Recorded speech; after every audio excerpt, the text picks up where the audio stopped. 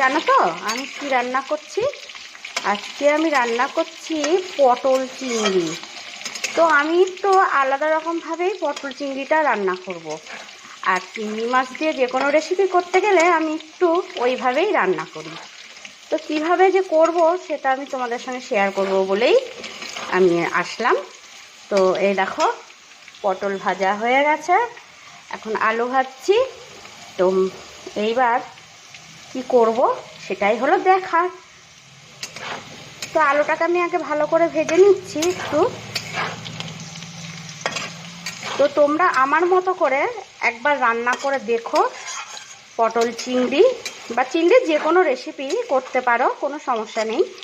তো ওইভাবে রান্না করলে কি হয়, মানে তরকারির সেন্টখানা আর স্বাদটাই দ্বিগুণ বেড়ে যায়। আমার তো ভীষণ ভালো লাগে, এবার তোমাদের কেমন লাগবে আমি জানি না, তার জন্যই তো বলছি যে আমার মতন করে একবার, এটা আমার রিকোয়েস্ট তোমাদের কাছে, একবার এইভাবে আমার মতন স্টাইলে রান্না করে দেখো, আশা করি ভালো লাগবে। আমি না ছোটোবেলা থেকে এইভাবেই চিংড়ি মাছ রান্না মায়ের হাতে খেয়ে আসছি। তো এই রান্নাটা আমি শিখেছি মায়ের কাছ থেকে, মানে চিংড়িটা এইভাবেই রান্না করাটা। এই দেখো আমি লবণ হলুদ মাখিয়ে ভালো করে ধুয়ে লবণ হলুদ মাখিয়ে রেখে দিয়েছি। এবার কি করব তাহলে দেখো। ভাবছো তো মাছটা কাঁচা রয়েছে আমি ভাজিনি কেন? একদম ঠিক, আমি মাছগুলো ভাজবই না, আমি এই আলু ভাজার সঙ্গেই মাছগুলোকে ঢেলে দেব। তো এই দেখো আমি মাছগুলো এর মধ্যে দিয়ে দিলাম।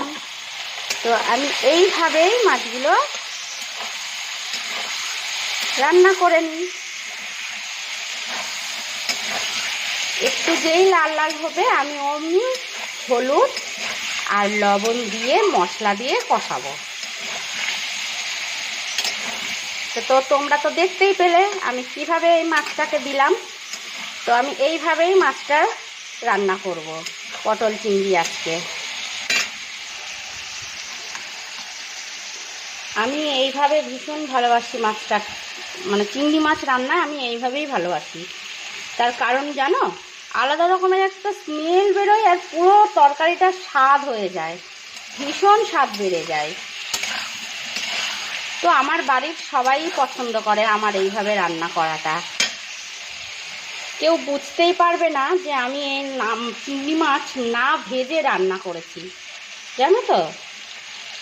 আমি বারবারই তোমাদেরকে রিকোয়েস্ট করছি তোমরা প্লিজ এইভাবে রান্নাটা করো।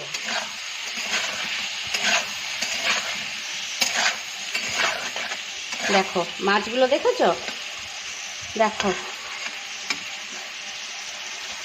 অনেক সময় কি করি আমি মশলা যখন কষাই তখনও আমি মাছগুলো দিয়ে দিই। তো আজকে ভাবলাম এইভাবেই দিই। তো দেখো মশলা দিয়ে দেবো আমি এবার। এখানে আদা, কাঁচা লঙ্কা আর গোলমরিচ বাটা রয়েছে। তো আগে আমি এই কাঁচা মশলাটাকে ভালো করে একটু নেড়ে চেড়ে নেব। তোমাদেরকে তো আগেই বললাম যে আমি একটু আলাদা স্টাইলেই পটল চিংড়ি বানাবো। মাত্র 1 কোয়া রসুন দিয়েছি, রসুনটা না দিলেও চলে, অপশনাল, আমি তাও দিলাম যাতে ভালো লাগে সেই জন্য। তো দেখো সুন্দরভাবে মশলাটাকে কষাবে, কিন্তু কাঁচা যেন গন্ধ না থাকে, ঠিক আছে?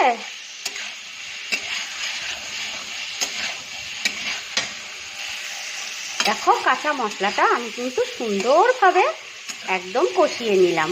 এবার এক এক আমি শুকনো মশলাগুলো দেব। এটা হচ্ছে ধনে গুঁড়ো দিলাম, এবার দিচ্ছি জিরে গুঁড়ো, জিরে গুঁড়ো দিয়ে দিচ্ছি, আর শুকনো লঙ্কার গুঁড়ো তো দিতেই হবে। তো এটা কাশ্মীরি শুকনো লঙ্কা, এটা কালারের জন্য আমি দিচ্ছি। কারণ জানো তো এমনি শুকনো লঙ্কা যদি বেটে দিই তাতে প্রচুর পরিমাণে অম্বল হয়, যার জন্য সেটা খাওয়া পুরো স্টপ করে দিয়েছি। তাই কাশ্মীরি লঙ্কার গুঁড়োটাই আমি আনিয়ে নিই।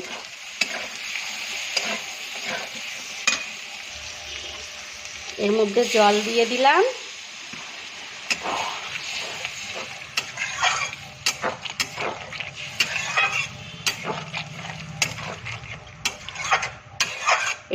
কষানোর জন্য জল দিলাম, জাস্ট কষানোর জন্য। এবার আমি টমেটো কুচিটা দিয়ে দিচ্ছি।